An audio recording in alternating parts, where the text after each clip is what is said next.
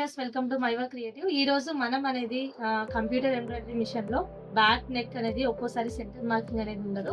Back గానీ front గానీ hands గానీ సో అలా మార్కింగ్ లేనప్పుడు ఈజీగా ఎలా చేంజ్ చేయాలో లేట్ చేయకుండా చూసేద్దాం.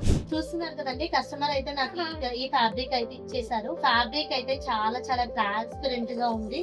మన నెట్ ఫ్యాబ్రిక్ ఏ విధంగా ఉంటుందో సేమ్ అదే విధంగా ఫ్యాబ్రిక్ అయితే ఉంది. ఇంకా సన్నగా ఉంది. ఇది ప్యూర్ ఉప్పాడ శారీ అంట. సో అందుకని వాళ్ళు కూడా డబుల్ షేడ్ ఉంది కాబట్టి దీనిపైనే వర్క్ అనేది చేయమని చెప్పేసి చెప్తారు. సో అందుకని చెప్పేసి మనం అయితే వర్క్ దీనిపైన చేస్తున్నాము.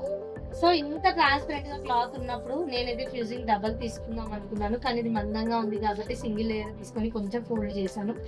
ఇది ఫుల్ ఓన్లీ బ్యాక్ నెక్, ఇంకా దాంతో పాటు బూటాల వర్క్ కూడా చేయాలి. సో దానికి నేనైతే ఫ్యూజింగ్ ఎంత వరకు అవసరం ఉందో అంత వరకు తీసుకున్నాను. కస్టమర్స్ అడుగుతున్నారండి మొత్తం ఫ్రేమ్ మొత్తం ఫ్యూజింగ్ పెట్టాలా అని. సో అవసరం అయితే లేదు, మనకి ఏ ఏరియాలో అవసరం అయితే ఆ ఏరియాలో తీసుకుంటే సరిపోతుంది. ఈ డిజైన్ చూసినట్లయితే ప్లస్ సింబల్ ఎక్కడ ఉందో అక్కడ నుంచి మనం సెంటర్ పాయింట్ అనేది చూసుకోవాలండి. జనరల్ గా నా సెంటర్ పాయింట్ అయితే ఇక్కడ ఇంటూ ఉంది కదా, ఈ ఇంటూ ఏరియాలో ఈ ఇంటూ ఎక్కడైతే ఉందో ఇక్కడ నుంచి నా డిజైన్ స్టార్ట్ కావాలి. నేను మెజర్మెంట్ చేసుకున్నాను. ఇక్కడ నుంచి స్టార్ట్ అయితే వరకు ఇక్కడ ఎండింగ్ పాయింట్ ఒక డాట్ కనిపిస్తుంది కదా, ఇక్కడ వరకు ఉండాలి. సో బ్రాడ్ విడ్త్ ఏ విధంగా అడ్జస్ట్ చేసుకున్నా అంటే నేనైతే బ్రాడ్ జనరల్గా ఎక్స్ వై ఏవైతే ఉంటాయో దాంతో అడ్జస్ట్ చేసుకోవచ్చు, కొత్తగా మిషన్ తీసుకున్న వాళ్ళ టెన్షన్ లేకుండా. ఇంకా ఫర్ ఎగ్జాంపుల్ ఇది సెంటర్ పాయింట్ ఉంది, నా డిజైన్ ఇక్కడ నుంచే స్టార్ట్ కావాలి, అప్ అండ్ డౌన్ కావద్దు అంటే ఇదైతే నేను సెంటర్ పాయింట్ ఇప్పుడైతే సెలెక్ట్ చేశాను.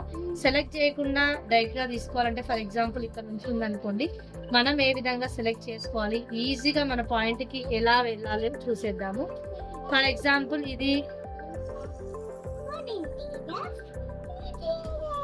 అప్రాక్సిమేట్ గా నేను మీ ముందు అనేది సెట్ చేస్తున్నానండి. మీకు లైవ్ లో కూడా ఏ విధంగా పెట్టాలో తెలియాలి కదా, సో అందుకని ఇది మిడ్ పాయింట్ లో ఉంది. సో మనం కూడా ఏదైతే స్టార్టింగ్ పాయింట్ ఉందో దాని మిడిల్ పాయింట్ లో ఫ్రేమ్ అనేది ఇక్కడ రెడ్ కలర్ పాయింట్ ఉంది కదా, సో దీన్ని అయితే నేను పెట్టుకున్నాను. పెట్టుకున్న తర్వాత ఈ స్టిచ్ సింబల్ ఉంది కదా, ఈ స్టిచ్ సింబల్ ని ఒకటేసారి ఎక్కువ ఫార్వర్డ్ చేయొద్దు, వన్ బై వన్ స్టెప్ అనేది ఫార్వర్డ్ చేయాలి.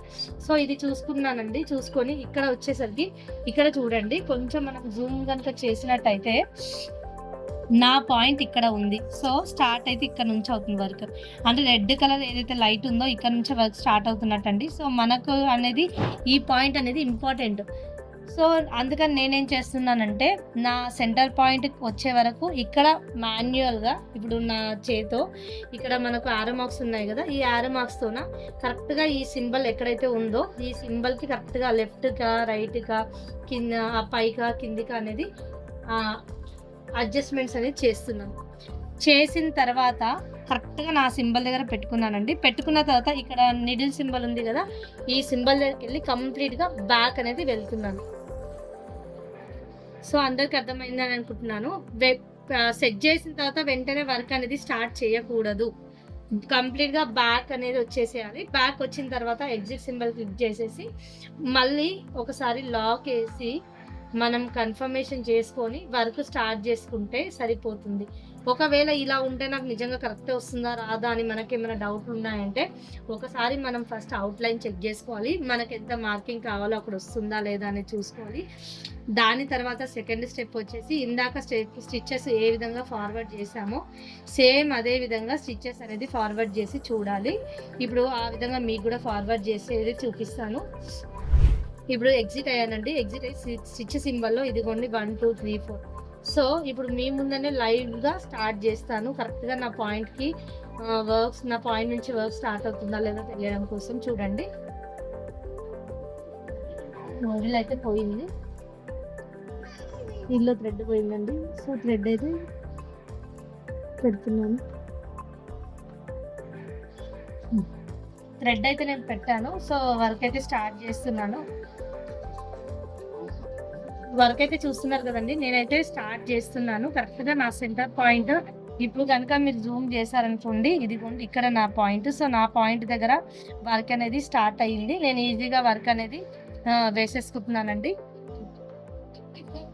చూసారు కదండి, ఈజీగా సెంటర్ పాయింట్ అనేది ఏ విధంగా సెట్ చేసుకోవాలో. ఒక్కోసారి మన బ్యాక్ కానీ ఫ్రంట్ కానీ హ్యాండ్స్ కానీ ఎక్కడెక్కడో సెట్ అవుతుంది. సో ఈ విధంగా ఫాలో అయితే ఈజీగా టైం వేస్ట్ చేయకుండా తొందరగా అనేది వర్క్ అనేది స్టార్ట్ చేయొచ్చు.